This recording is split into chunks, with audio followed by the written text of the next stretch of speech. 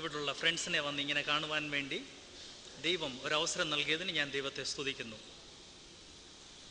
നമുക്ക് പ്രാർത്ഥിക്കാം. Our Heavenly Father, we are thankful for this kind of an opportunity that you granted us. And we pray that as we discuss these things, that the Holy Spirit may take control of everything. And we also pray that our friends who have come here as seekers might find the truth. And even if there is anyone here in this audience who has not come as a seeker, we pray that you may work in their hearts so that they might see the truth of the Word of God. We ask in the most blessed name of our Lord and Savior Jesus Christ. Amen. ഏകദേശം 8 വർഷങ്ങൾക്ക് മുൻപ് മധ്യപ്രദേശിൽ നിന്ന് കേരളത്തിൽ വന്ന് അധികം താമസിക്കുന്നതിന് മുൻപ് തന്നെ ഞങ്ങളുടെ ബൈബിൾ സ്കൂളിൻ്റെ തൊട്ട് ബാക്കിലുള്ള ഒരു മുസ്ലിം സെമിനറിയിൽ നിന്ന് ചില മുസ്ലിം സഹോദരങ്ങൾ വന്ന് എന്നോടൊരു ഡയലോഗ് തുടങ്ങിയ വിഷയമായിരുന്നു ബൈബിളിൻ്റെ ദൈവികത. ഈ കഴിഞ്ഞ 8 വർഷങ്ങൾ ധാരാളം മുസ്ലിം സുഹൃത്തുക്കളുമായിട്ട് ഈ വിഷയത്തെക്കുറിച്ച് സംസാരിക്കാൻ അവസരം ലഭിച്ചിട്ടുണ്ട്. ആൻഡ് വളരെ മീനിങ്ഫുള്ളായിട്ടുള്ളൊരു സംസാരം അല്ലെങ്കിൽ ആശയവിനിമയം തന്നെ ചെയ്യുവാൻ സാധിച്ചിട്ടുണ്ട്. അതിന് ഞാൻ ദൈവത്തെ സ്തുതിക്കുന്നു.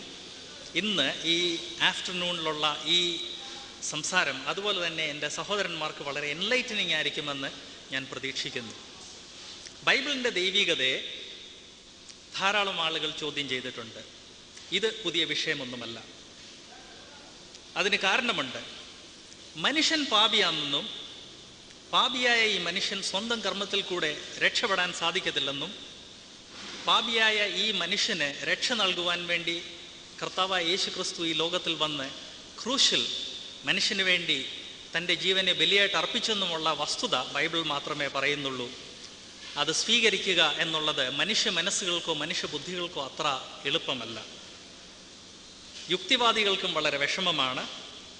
സ്വന്തം കർമ്മങ്ങളിൽ അഹങ്കരിക്കുന്നവർക്കും വളരെ വിഷമമാണ്.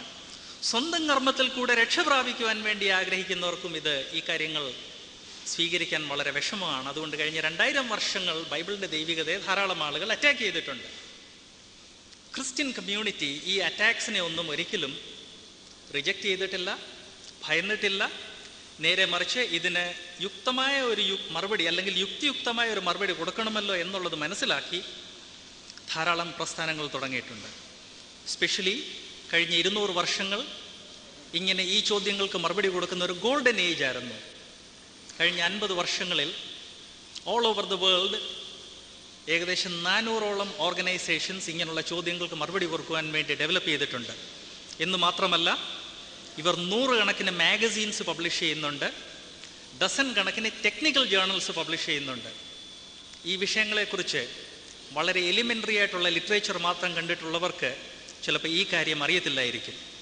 ബൈബിൾ ആൻഡ് സയൻസ് അല്ലെ Bible and archaeology, divinity of the Bible അല്ലെങ്കിൽ ബൈബിളിൻ്റെ ദൈവികത എന്നുള്ള വിഷയത്തെക്കുറിച്ച് 2, 3, 4, 5 PhD ഉള്ള ആളുകൾ റിസർച്ച് ചെയ്ത് ജേർണൽസ് പബ്ലിഷ് ചെയ്യുന്നുണ്ട്.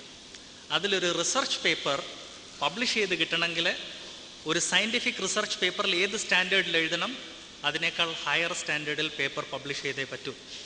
എനിക്കത് ആധികാരികമായിട്ട് ഇവിടെ പറയാൻ സാധിക്കും. കാരണം ഞാൻ ഫിസിക്സിൽ എൻ്റെ PhD ചെയ്ത സമയത്ത് ഒരു പേപ്പർ പബ്ലിഷ് ചെയ്യാൻ എത്ര ഡിഫിക്കൽറ്റി ഉണ്ട്, അതിനേക്കാൾ കൂടുതൽ വിഷമമാണ് ഈ ബൈബിളിൻ്റെ ദൈവികതയെക്കുറിച്ചുള്ള ജേർണൽസിൽ ഒരു പേപ്പർ പബ്ലിഷ് ചെയ്യാൻ. അതുപോലെ ഹൈ ലെവൽ വർക്ക് ഈ വിഷയത്തിൽ നടക്കുന്നുണ്ട്. ആർക്കെങ്കിലും ഈ വിഷയത്തിൽ സംശയമുണ്ടെങ്കിൽ ഈ ജേർണൽസിൻ്റെ പേര് പറഞ്ഞു തരുന്നതായിരിക്കും. ഇതിൻ്റെ കോപ്പി നിങ്ങളെ കാണിച്ചു തരാം. വേണമെങ്കിൽ നിങ്ങൾ ആഗ്രഹിക്കുന്ന വിഷയമായിട്ട് ബന്ധപ്പെട്ട് ഈ ജേർണൽസിൽ പബ്ലിഷ് ചെയ്ത റിസർച്ച് പേപ്പേഴ്സ് നിങ്ങൾക്ക് തരുന്നതായിരിക്കും. ഈ ഓഫർ ഇതിനു മുൻപ് ഞാൻ പല മുസ്ലിം ഫ്രണ്ട്സിന് കൊടുത്തിട്ടുണ്ട്. മുസ്ലിം ഫ്രണ്ട്സ് ആരും ഈ ഓഫർ ഇന്ന് വരെ യൂസ് ചെയ്തിട്ടില്ല എന്നുള്ള കാര്യം ഖേദപൂർവ്വമായിട്ട് പറയട്ടെ.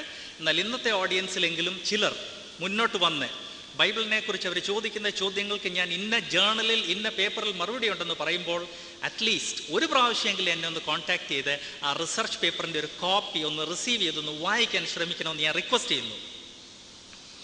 ബൈബിളിൻ്റെ ദൈവികതയെ ഡിഫെൻഡ് ചെയ്ത് ഇവിടെ സംസാരിക്കുന്നതിന് പല കാരണങ്ങളുണ്ടെന്നാൽ ഇന്ന് ഈ ആഫ്റ്റർനൂൺ 5 കാര്യങ്ങളാണ് പറയാൻ ആഗ്രഹിക്കുന്നത്.